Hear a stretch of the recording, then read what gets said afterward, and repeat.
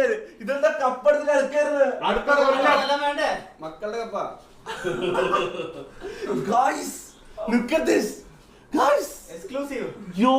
അടുത്ത കൊല്ലം ഇങ്ങനത്തെ ഒരു സാധനം എന്റെ കയ്യിലെത്തണമെന്നുണ്ടാ. എത്തോടാ എത്തിച്ചിരിക്കും. ഒന്ന് ചിന്ത ശരിക്കും കാണത് കടന്നു വരും.